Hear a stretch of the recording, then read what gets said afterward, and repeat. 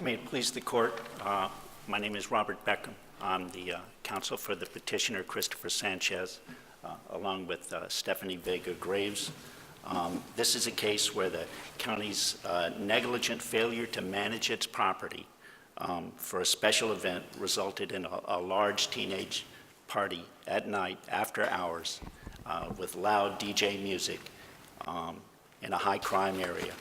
I want to get some clarity here and make sure I understand what you're arguing that the county failed to do that it had a duty to do. Now I understand, it's about security. If I understand what you're saying, you're not arguing that the county failed to allocate police resources to providing security at the park. Is that correct? That is absolutely correct. We are not saying they should have brought police. Okay. So am I correct in then understanding that you are arguing that the county failed to ensure that the person who rented the pavilion at the park fulfilled the agreement by providing security for the event as required by the agreement? Is that's the failure of the county here? Well, that's one of the failures of the county, Your Honor. There were What's the other failure? Well, there were several others. The record shows, and there's a sworn statement from the teenager who rented the pavilion saying, nobody ever told me I needed to get off-duty policemen. Okay? So the failure to inform him that it was required is negligence. The failure to verify that he had complied. But it's all about their failures to take action that ensured that he would obtain the required security. I mean, I think all those things you described fall into that category. Well, Your Honor, they certainly are tied together. Right. There's no doubt about it. And but what we're saying is that the negligent failure to manage this event caused the fact that there were no off-duty police. Well, but let me ask you this. Let me just conclude with this. Of those things that you've talked about here, did you argue those in the district court? Yes, Your Honor. Was that your argument there? Yes, Your Honor. The district court says it wasn't, if I understand the district court correctly. Your Honor, that's what the majority opinion talks about that. But I think it's clear that we argued it. Look at the dissent from Judge Salter. He understood what we were arguing. I would rather look at your initial brief in the district court. Yes, Your Honor.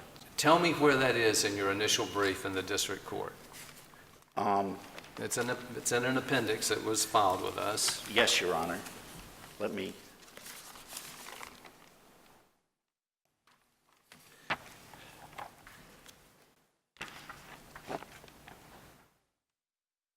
Because candidly, I looked through there and I could not find that argument.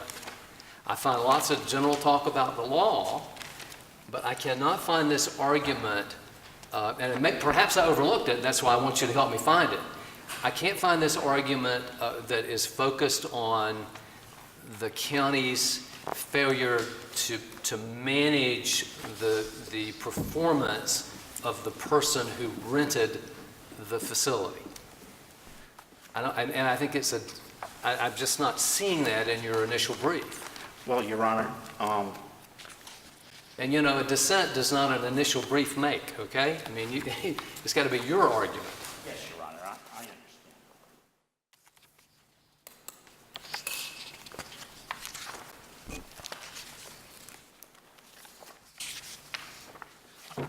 understand.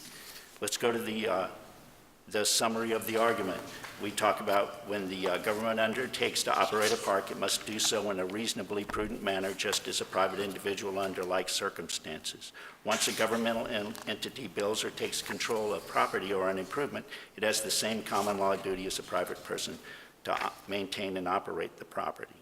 So But I see nothing in here. You talk about whether the they negligently failed to provide adequate security, but that's suggesting that the county had a direct obligation to provide the security, not that they had an obligation to manage this contractual relationship to require that the person who rented the facility provide the security. Your I just don't, again, is that the best you can come up with? No, Your Honor. On page 16 of the brief, I believe it's page 28 of the record, it talks about how the county had ordinary premises liability duties. And I'm asking specifically about what you're specifically arguing here, which is that the county had this obligation to manage the performance of the person who rented the facility. Your Honor, this has been our position at every level. It was our position in the trial. But I understand you're saying that, and that's your position that you're taking. I'm asking, where is it in the initial brief in the district court? And if, I'm not going to keep at this. I mean, but that's my question. All right, Your Honor. The thrust of the initial brief, and especially if you look at the facts that are developed in there, it's all about how the county did not ensure and verify that the teenager brought the required security. It's the focus of all of the facts, Your Honor. And the argument we made in the brief and in the oral argument have been the same. In the trial court, the county understood what our argument was. If you look at their jury instructions on page the record 287 and 291, Florida Standard in Jury Instructions 401-2 and 401-18, it talks about the issue is whether the county was negligent in the operation of the park. So, counsel, but if you're not talking about the security, then doesn't that take away the conflict with the Woodson case? No, Your Honor. I think there's still a conflict with the Woodson case because in the Woodson case, there was an unauthorized gathering of teenagers where there was liability. And here, and it was authorized even. The county can't even claim, oh, we didn't know these people were going to show up. But I'm reading, if I read the Woodson case, which is very brief, it says that the city breached its duty by failing to provide adequate security for the teen dance when the city knew from past experience that such dances were dangerous events. So you're saying your case isn't, notwithstanding what the Third DCA said, you're saying it's not about negligent security.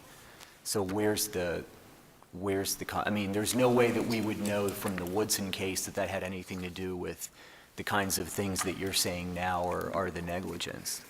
Well, I think you're right. The Woodson case is relatively brief, but what the Woodson case does say is that it was a negligent failure to operate the premises, and that's what I was trying to point out earlier. What our initial brief in the district court also talks about is the failure to operate the premises correctly, and that's what we have here.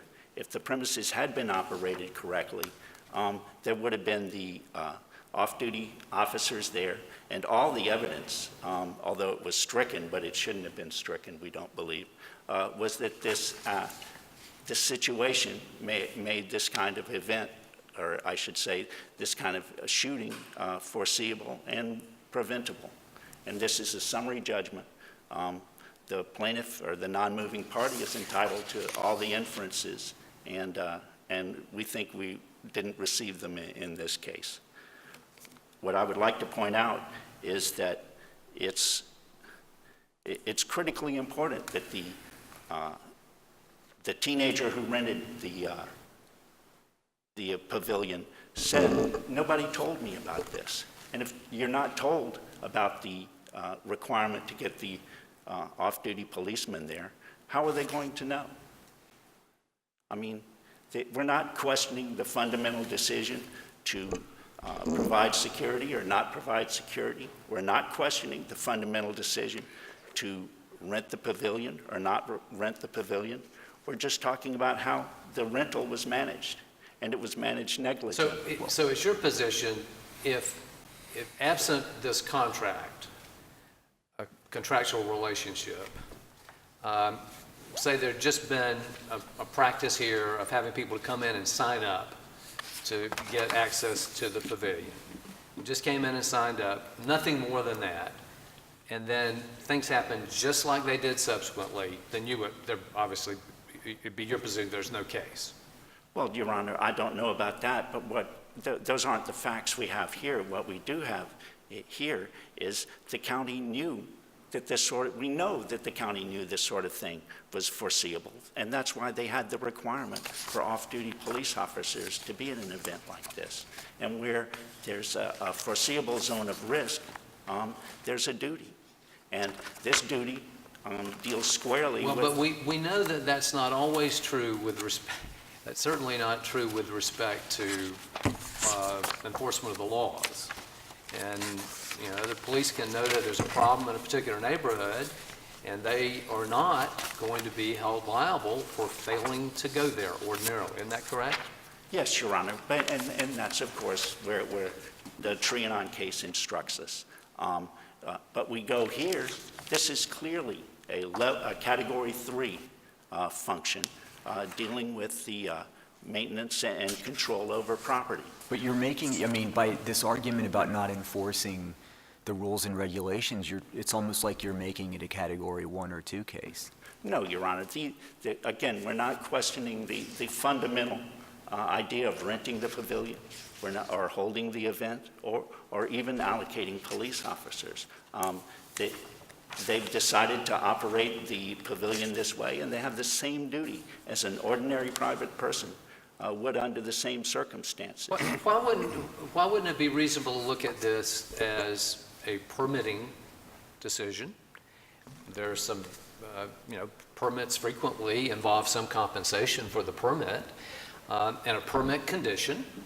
And the issue being here is whether the city policed the permit conditions that were provided for the permit to have access to this property. Why wouldn't that be a sensible way, and maybe the most realistic way of looking at what was going on here? Well, Your Honor, because what we're dealing with here are the secondary decisions that the county made implementing a policy. We're not talking about permitting. We're talking about how they didn't do these things that the zone manager of the park says everyone knew this, okay? But apparently they didn't. They had a new park manager. She apparently did not know all the rules. The zone manager said the park employee in attendance should have known the rule, but apparently he didn't know the rule. These are... Well, he was the guy who policed the trash cans in the bathroom. That's right, Your Honor. He was... How could you hold him to that responsibility? Okay, but the point is, the zone manager said everyone should have known this needed to be done. Everyone should have known that this was required, and yet it wasn't. And there's evidence of negligence here.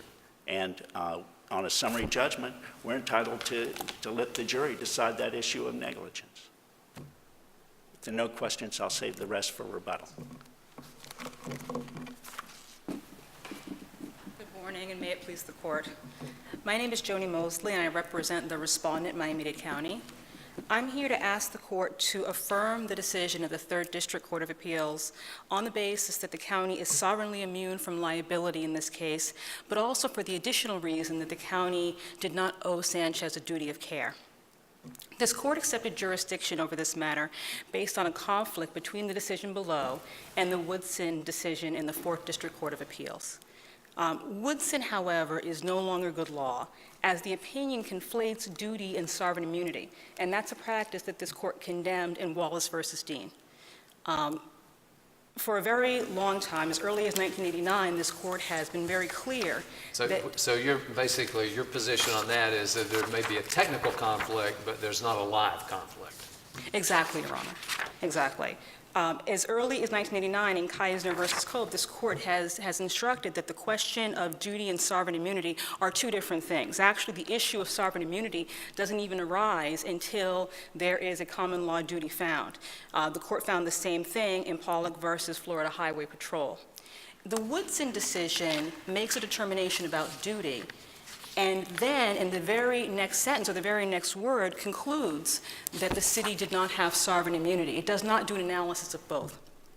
In addition to that issue, the Woodson opinion does not analyze what the actual allegation of negligence is. It focuses instead on where the negligence took place, which is on government property. Based on that, it concludes that this is a Category 3 Trianon analysis.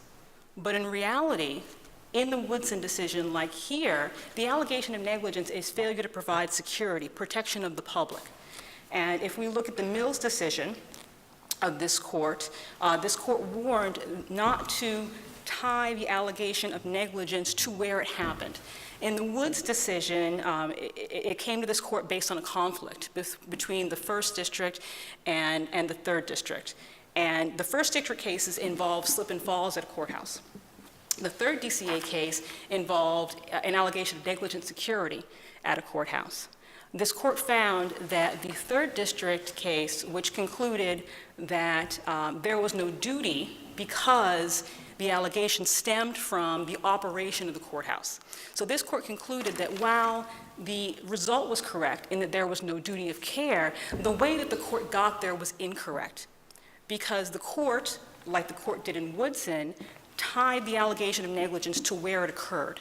In reality, what should have happened in the Zeha case, that was the Third DCA case that the Mills decision looked at, what should have happened in the Zeha case is that the court should have found that there was no duty of care because the allegation was negligent security, because it was a protection of the public issue, which is a Trianon Category 2 issue, which the government would have no duty for. Well, in Mills, doesn't it seem to suggest that Judge Schwartz, in his concurrence in the Third District opinion, in bank opinion, got it right? It does, Your Honor, it does. So based on that, the county argues that this is really a Category 2 case. And the reason that we argue that is based on the arguments that have been made by petitioner throughout the course of this litigation. From the trial level to the Third District, this has been a case about negligent security. This has been a case about the county's supposed duty to have off-duty police officers at the location for this private party. And because that's been the allegation throughout the course of this litigation, this is a category. This is kind of a strange concept of the county having off-duty officers there, because in a way, if the county has them there, they're on duty. Right. Well, Your Honor, exactly. That's a distinction without difference. And if we look actually at what plaintiff's expert had to say about the police force and why that was necessary, let me go back for a minute. First of all, there was security at this party. Mr. Salgado, the person who rented the pavilion, had 2 security officers there. Plaintiff's expert, Lieutenant Howard, testified that those security officers would not have been enough. And the only appropriate measure of security that there could have been at this party were 2 police officers. And the reason for that, he testified, is because of their ability to make arrests, their ability to summon other law enforcement as backup, the things that only police officers can do. And so what petitioner is attempting to do, he's couching this in a premises liability context. But what this is a failure to have police officers at a location, a failure to enforce the law, and a failure to protect the public. That's what the allegation really is. You know, tying it to the property creates a lot of issues, because what you're going to have is an erosion of protections for Category 2 functions of government and Category 1 functions of government, depending on where it is. Quite often, police officers go to public spaces. And so the argument will then become, well, because the county didn't have enough police officers in this public square, the county is now negligent, because this occurred on the county's property. And so, I'm sorry to interrupt you, but you're kind of bouncing around a little bit from all the different issues involved. So do you have a problem with the way the Third DCA looked at this case? I mean, they punted on / assumed duty, they went straight to sovereign immunity, and they did the Category 3 analysis, and they put it in the discretionary category and said, therefore, you win. Is there any problem with that? well, Your Honor, I believe that the district court was absolutely positively correct with its sovereign immunity analysis. But I do argue that the district court probably passed the issue of duty too quickly, because this really is either a Category 2 under Trianon, or if we look at petitioner's argument today, it would be Category 1 under Trianon. But I don't quibble with the Third District's decision, because ultimately the county prevailed there, and the county is sovereignly immune. But in this instance, the county, first of all, does not have a duty of care. Okay, but hold on. So you're okay then? You don't have a problem? I'm not surprised with the sovereign immunity analysis. Now, if we go to the duty issue, how do we deal with, if we want to look at it your way, how do we deal with the fact that this is a park that the county is operating? And it sounds like some of the arguments you're making clearly would be applicable if you're just talking about a duty to the public at large. But when you're talking about in the specific context of a facility that the county is responsible for and is operating, I mean, what's your argument for why we should sort of use this case as an opportunity to get into that issue? Well, if we look at the Mills case, in Mills, all of the allegations of negligence happened on county property at the county courthouse, right? But the court instructed that we have to look at what the actual allegation is. What was the failure? And because here the failure, as it was in Mills, the failure was the protection of the public. So that's why it's a Category 2 analysis as opposed to a Category 3, despite the fact that it happened on county property. Petitioner cites the Avalone case, and it cites a lot of cases that cite to the Avalone case. And I want to talk about an important distinction between the Avalone case and negligent security cases. The Avalone case deals with government's duty concerning public swimming areas. And it's important when we look at that case, this court talked about common law duties of care that existed prior to the waiver of sovereign immunity.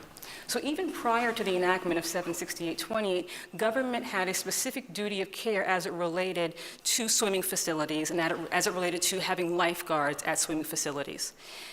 That analysis does not apply to negligent security cases, because that is a very specific common law duty. If you look at Trianon, Trianon talks about duties of care, common law duties of care that existed prior to the waiver of sovereign immunity. The duty of care for a swimming facility is one of them, but the duty to protect the public there's never been a common law duty of care. And Trianon cites to Wong and other decisions that predate the waiver of sovereign immunity. And so what seems to be happening in terms of petitioner's argument, and also in terms of some of the other district court decisions that we have, is they're taking the language of Avalone and forgetting that opinion is very specific to the duty of care as it relates to pools. And if you look at some of the cases, when you look at how this court actually interpreted the duty of care as it relates to pools, and I'm looking at pools and swimming facilities and beaches and the like. I'm sorry to interrupt you, though, but can we just back up a second? Yes. Is there any reason why, the Third DCA decided the case on sovereign immunity grounds? The Rothenberg opinion that they kind of incorporated completely punted on duty. This Third DCA opinion now that's under review doesn't really analyze duty. They say it's not a duty case, and it's not clear whether they just assume that there is a duty or they just sort of bypass the issue. Why, if we're kind of writing for the future, what is the problem with the sovereign immunity analysis, if any, that the Third DCA adopted here? I don't understand why you're we're getting into swimming pools and all that stuff. I don't understand why you would want to encourage us to go down that path, unless there's some problem from your perspective with the sovereign immunity analysis that's there. And so I want to make sure that if you do think that there's a problem, that we understand what that is. Okay. No, Your Honor. There is no problem with the sovereign immunity Are analysis. you just providing us a tipsy coachman kind of argument to an alternative reason to rule for you on the issue of duty if we were not to find for you in sovereign immunity? Is that That's what you- precisely right. I'm responding to petitioner's arguments here, and petitioner is essentially arguing duty and sort of based on the existence of duty, saying that there's no sovereign immunity. But yes, Your Honor, I think that the Third DCA absolutely got the case right on the issue of sovereign immunity. But in the alternative, based on the factual scenario, and based on the allegations here, the county takes a position that there was no duty of care either. But yes, exactly, this is a tipsy coachman argument. And because the duty analysis comes first, when we look at these things, I'm arguing duty first. But turning to, well, actually, getting back to why those cases don't apply, those cases that are interpreting abalone, because those are specific to swimming pools. I think the court in abalone said because government undertook to operate a swimming pool or a swimming area, then it had a duty of care. But because the abalone case and all the cases that descend from abalone are very specific to swimming areas, you can't apply that analysis here. The analysis that needs to be applied here is looking at Trianon and determining whether this is a Category 2, which it is, because we're talking about law enforcement and protection of the public. And if you look at it that way, and then you go on and do a sovereign immunity analysis, there is no duty, and we're also protected by sovereign immunity. The decision to place law enforcement at any particular location is a government planning level decision. It's something that involves the county's determination about the use of its resources and its determination about where its law enforcement forces are most needed. And that's true when it comes to police forces, and that's true also when it comes to park rangers. This particular park was essentially an unmanned park, and the county made the decision not to have security officers there and did not undertake to protect the public at that particular location. The county actually was very explicit about not undertaking that duty. Let me just ask you a tangential question. Are you aware of any cases, just looking back at the duty, where a private landowner, like a nightclub or something like that, is found to have breached a duty by specifically this theory not having off-duty police officers, having some other type of security? I'm sorry, Your Honor. Am I aware of any? The theory was that just as a landowner, forget that this was a Right. governmental entity, that the landowner should have had off-duty police officers, and that was the only type of security that was sufficient. Are there any cases anywhere in the country that follow that theory and find that you're aware of that like a nightclub or any place, private landowner that has a lot of people there for a festive event, has to have private off-duty police officers? No, Your Honor. I am not aware of any such case. I have not seen any in my research, and petitioner certainly hasn't cited any case where it was held that the only appropriate measure of security would have been off-duty police officers as opposed to security guards.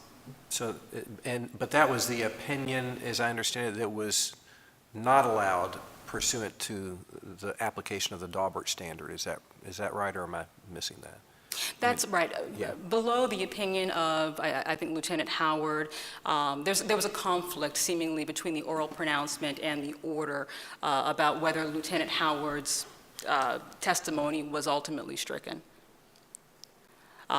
And that's not something that I've addressed in my brief. And actually, even if we consider the testimony of Lieutenant Howard, because I do actually consider the testimony of Lieutenant Howard in my answer brief, Lieutenant Howard's testimony is essentially that the only appropriate measure of security would have been off-duty police officers. And that brings us even further into this being a Category 2 under Trianon, and also... You don't now mind that testimony coming in? Well... It helps you, right? At this moment, that piece of the testimony, I suppose, does help, right?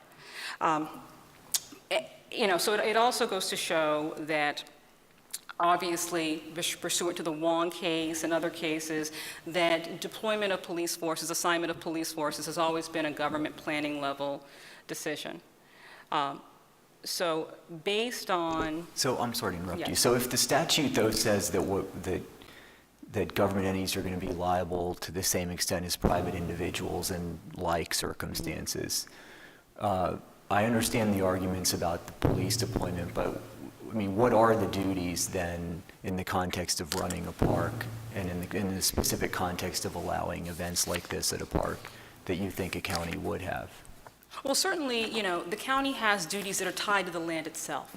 And so, for example, let's say that there was a sidewalk inside the park that was in a state of disrepair and somebody tripped and fell on that sidewalk, the county would certainly have a non-delegable duty as it relates to that sidewalk. And if that were the case, we wouldn't be here. But those are the types of duties that we have, the types of duties that sort of run with the land. But a private entity would have more duties than that, right? A private entity? I mean, a private entity, is there any, do private entities have any, a private entity offering a similar type of facility, would they have any security-related obligations? They may have security-related obligations. And so doesn't the statute ask us to basically compare those obligations and apply similar things to the county? Well, no, Your Honor. I think that when we're looking at the sovereign immunity waiver that talks about the county being liable to the extent of a private individual under like circumstances, we have to also look at the statute in conjunction with the cases that are interpreting it with Trianon and with commercial carrier. And, there are certain things that only government can do. And only government assigns or deploys police officers to a location. And so, no private property owner that I'm aware of would have any obligation to have police officers as a security force on their property. They Right, wouldn't and be that's why I'm obligated. asking, what are the things that you think would be comparable to what a private entity would have to do that aren't taken off the table by the discretionary function sovereign immunity analysis? Right. As I said, the type of things that I suppose would run with the land. Would a private individual have an obligation to provide security? Maybe under certain circumstances, yes. But government doesn't have that obligation because we're talking about a Category 2 function.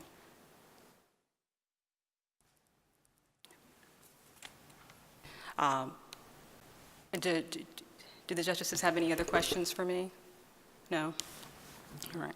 Well, on the basis of, I'm asking the court to affirm the decision of the Third District Court of Appeals. The Third District absolutely got the issue of sovereign immunity right, but I'm also asking you to affirm on the additional basis that the county did not have a duty of care. Thank you.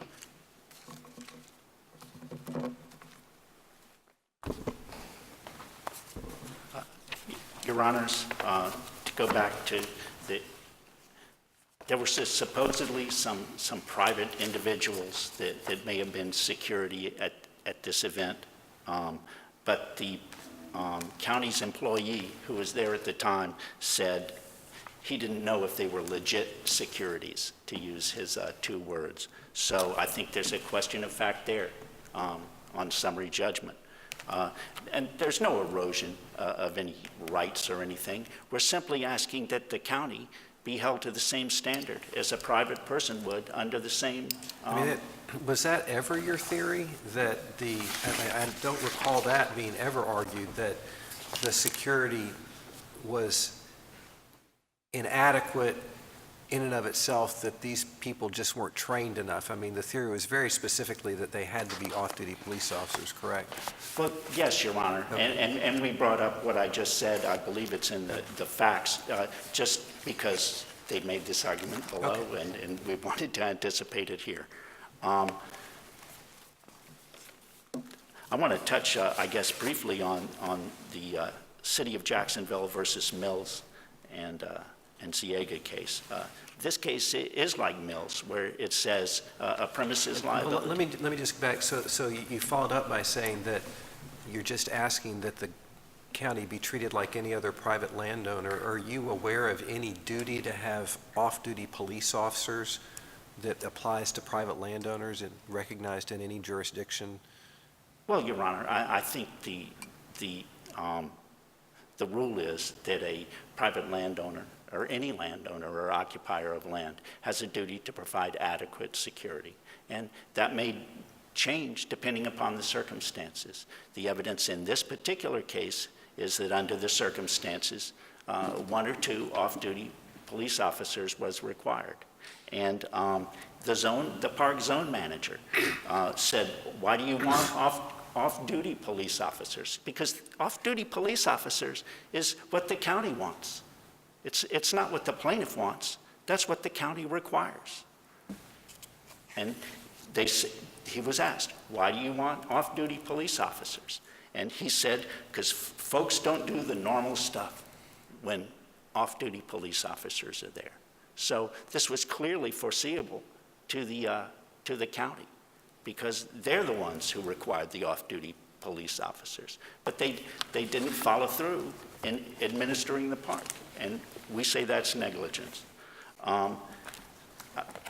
Back to Mills, if I may. It says that premises liability is a Category 3, and it admonishes us. Well, but it clearly suggests that this security claim that had been made in the case from the 3rd District was different and would not lead to a finding of liability. Isn't that correct? Under those circumstances, yes, it's. Well, then doesn't it seem to doesn't it seem to be about the only way you can read what the majority is saying in Mills is that they're agreeing with Judge Swartz? Yeah, I agree. It does not expressly say we adopt Judge Swartz, but they cited the whole opinion, and I think it's implicit that the court agreed with Judge Swartz. But they're saying the security in a courthouse is different than a slip and fall on a courthouse. I don't think so, Your Honor. I think what the court was saying is we agree with the latter analysis. While the case was properly decided, the majority opinion in Zieha placed too much emphasis on the location where the injury occurred rather than the nature of the act which brought about the injury. Okay. The nature of the act that brought about the injury in Zieha was an escaped prisoner. Okay. The prisoner got free, apparently became armed, and took a hostage, and the plaintiff was injured. Okay. There are plenty of cases that saying that the county or the state is not liable for what an escaped prisoner does. Okay, that's what happened in Zieha. An ordinary person doesn't have a duty to protect against an escaped prisoner. A private person doesn't have that duty. Okay, that's why the Zieha case was decided the way it was. In this case, a private person under the same circumstances would have the duty to provide 2 off-duty police officers. That's what the evidence in this case shows. It was a summary judgment. We're entitled to present the evidence to a jury. If there are no further questions, we'd ask the court to reverse the summary judgment and reverse the 3rd District opinion affirming. Thank you. All right, we thank you both for your arguments. The court will now stand in recess for about 10 minutes. All right.